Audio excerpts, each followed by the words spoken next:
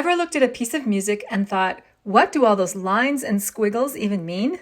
If you're new to reading music, it can be a bit confusing, but don't worry. Today I will be showing you how to read the music staff step by step. Whether you're a soprano, alto, tenor, or bass, learning how to read music will help you sing with confidence. So let's get started.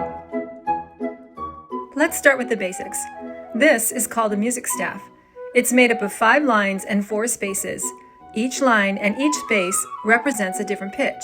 In choir music, we mostly use 2 clefs, the treble clef for higher voices like sopranos and altos, and the bass clef for lower voices like tenors and basses. But in some cases, we even use something called the tenor clef. We'll talk more about that later. Being able to recognize what clef you are in will help you to identify each note name. Let me show you how. Here's an easy trick to remember the notes of the treble staff. The lines from the bottom to the top are E, G, B, D, and F. And a fun way to remember it is, every good boy deserves fudge. The spaces spell a word. Can you see it? For the bass clef, the lines are G, B, D, F, and A, which could be good boys do fine always, or maybe go buy donuts for Alice, or try making up your own mnemonic device. The spaces for the bass clef are A, C, E, G, which could also be all cows eat grass. When a note goes above or below a staff, a shorter line is used for that note. This is called a ledger line, and here is an example.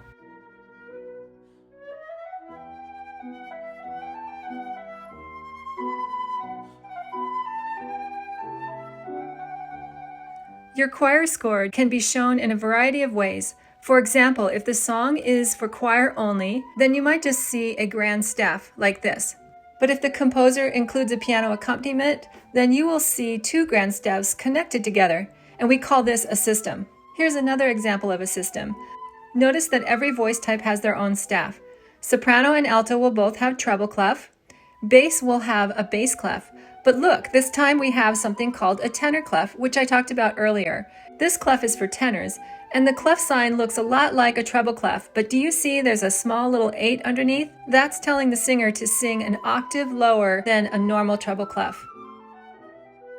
Music gets tricky when the system has several staffs. One thing I recommend is to go through your music and mark the staff that you will be singing on. This will make it a whole lot easier to follow your music.